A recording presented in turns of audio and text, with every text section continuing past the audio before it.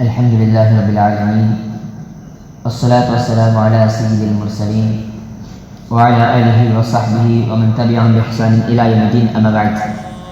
عن حذیفة أن رسول اللہ صلی اللہ علیہ وسلم قال لا يدخل الجنة نمام.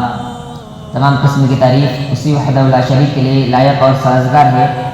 بعد از تمام انبیاء کرام پر درود و سلام و بالخصوص نبی آخر الزمان جناب محمد رسول اللہ صلی اللہ علیہ وسلم پر اللہم صلی وسلم بارک علیہ نبینا محمد صلی اللہ علیہ وسلم.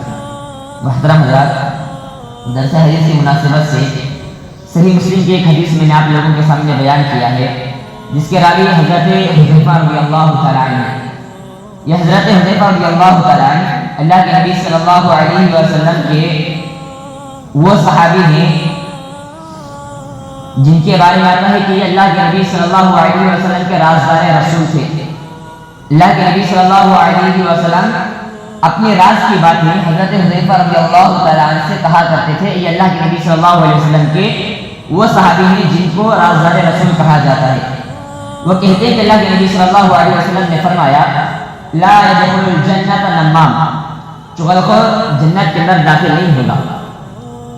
اگر اپنے معاشرے کو دیکھا جائے تو کئی سارے افراد ایسے ہیں جو اپنے معاشرے کے اندر، اپنے دوست و احباب کے اندر یا گھر کے اندر یا کہیں پر بھی وہ زندگی کے ہر موڑ میں جہاں پر بھی رہتے ہیں تو بہت سارے لوگ چغل خوری کرتے ہوئے نظر آتے ہیں. یہ ان کا شیوا بن گیا، یہ ان کا شعار بن گیا ہے چغل خوری کرنا.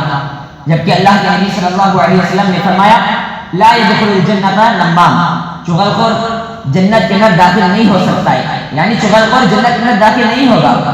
اور ایک دوسری حدیث کے اندر اللہ کے نبی نے فرمایا لا يدخل الجنة قطاع، چغل خور جنت کے اندر داخل نہیں ہوگا. دیکھیے چغل خور دو طرح کے ہوتے ہیں. یہ وہ انسان جو لوگوں کے درمیان میں رہ کر لوگوں کی باتوں کو سنتا ہے اور وہاں سے جانے کے بعد فتنہ فساد برپا کرنے کے لیے، لوگوں کے درمیان تنازعات ڈالنے کے لیے، لوگوں کے درمیان لڑائی جھگڑا کروانے کے لیے اور زمین کے اندر فساد برپا کرنے کی غرض سے لوگوں کے درمیان رہ کر وہ بات چیت کو سنتا ہے، پھر وہاں سے جا کر دوسروں کے پاس جا کر کان پھونک دیتا ہے.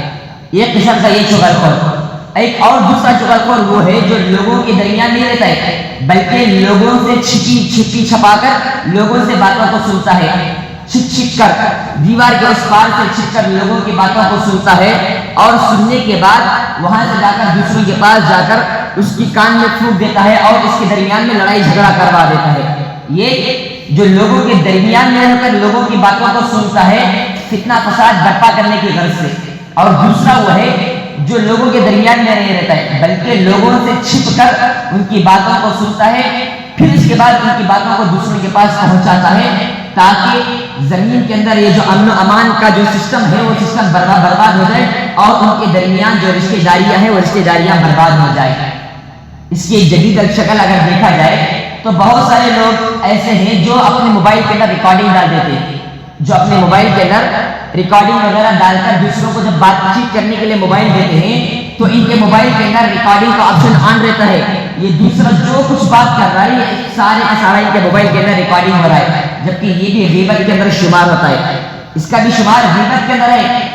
یہ اس شکل میں آتا ہے کہ یہ لوگوں سے چھپ کر یہ باتوں کو سن رہا ہے، اپنے موبائل کے اندر ریکارڈنگ ڈال دیا ہے، جو کچھ دوسرا بات کر رہا ہے اس کے موبائل میں ریکارڈ ہو رہا ہے اور یہی ریکارڈنگ لے جا کر دوسروں کے پاس سناتا ہے، فتنے کے غرض سے، فساد برپا کرنے کے غرض سے دوسروں کے پاس لے جا کر سناتا ہے. یہ بھی ایک قسم کی چغل خوری ہے. اور اللہ کے نبی صلی اللہ علیہ وسلم نے فرمایا من تسمع حدیثا فهم له کارہون سبع اذنیہ لعنت یوم القیامہ. جو انسان لوگوں کی باتوں کو چھپ کر سنتا ہے، لوگ اس کو ناپسند کرتے ہیں، جس بات کو ناپسند کرتے ہیں لوگ ان کی اس بات کو چھپ کر سنتا ہے، تو قیامت کا دن اللہ رب العالمین اس کے کان کے اندر سیس کو پگھلا کر اللہ رب العالمین اس کے کان کے اندر ڈالے گا. سیس کو پگھلا کر اس چغل خور کے کان کے اندر اللہ رب العالمین ڈالے گا جو لوگوں کی باتوں کو چھپ کر سنتا ہے. اور اللہ رب العالمین بھی کہتا ہے حماد مشاء بنمیم. یہ چغل خوری کرنا یہ کافروں کی صفت ہے، یہ ایمان والوں کی صفت نہیں ہے، یہ مومنوں کی صفت نہیں ہے، بلکہ چغل خوری کرتے ہیں کون؟ یہ کافر لوگوں کی صفت اللہ رب العالمین نے بیان کیا ہے. اور اللہ کے نبی صلی اللہ علیہ وسلم ایک مرتبہ جب بنو نجار کے باغ سے گزر رہے تھے تو اللہ کے نبی صلی اللہ علیہ وسلم نے وہاں پر دو قبروں کو دیکھا. ایک قبر والے کو عذاب ہو رہا تھا، دوسرے قبر والے کو بھی عذاب ہو رہا تھا، تو اللہ کے نبی صلی اللہ علیہ وسلم نے کہا کہ ان میں سے ایک چغل خوری کیا کرتا تھا اور جو دوسرا تھا لا یستتر من بولہ، وہ پیشاب کی چھینٹوں سے نہیں بچا کرتا تھا۔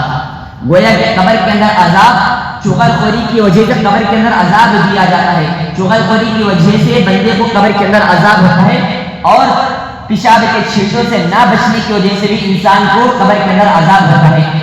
اگر اپنے معاشرے کا جائزہ لیا جائے تو بہت سارے لوگ ایسے ہیں جو اتنی ٹائٹ اور چست پینٹ پہنتے ہیں، خاص کر نوجوان جو اتنی زیادہ ٹائٹ لباس، اتنا زیادہ ٹائٹ پینٹ پہنتے ہیں جس کی وجہ سے نہ تو ان کا رکوع صحیح سے ہو پاتا ہے نہ ان کا سجدہ صحیح سے ہو پاتا ہے۔ اگر رکوع میں وہ چلے بھی جاتے ہیں تو پیچھے والے کی نماز باطل ہو جاتی ہے، ان کا مخصوص حصہ نکل جاتا ہے، جس حصے کو نماز کے اندر چھپانا چاہیے تھا وہ حصہ کھل جاتا ہے، جس کی وجہ سے پیچھے والے کی نماز برباد ہوتی ہے۔ ایک تو ان کی نماز بھی برباد ہو رہی ہے اور پیچھے والے کی نماز بھی برباد ہو رہی ہے، اور جب وہ طہارت کے لیے جاتے ہیں تو صحیح سے بیٹھ بھی نہیں سکتے ہیں، جس کی وجہ سے پیشاب کے چھینٹے، پیشاب کے قطرات ان کے پینٹ پر پڑ جاتے ہیں اور پیشاب کے چھینٹوں سے نہیں بچ پاتے۔ پیشاب کے چھینٹوں سے نہ بچنا اور چغل خوری کی وجہ سے قبر کے اندر عذاب دیا جاتا ہے۔ دعا ہے اللہ رب العالمین سے کہ اللہ تعالی ہم تمام کو چغل خوری جیسی مذموم صفت سے اللہ رب العالمین ہم تمام کو بچائے رکھے، آمین۔ و صلی اللہ علیہ وسلم۔ السلام علیکم و رحمۃ اللہ وبرکاتہ۔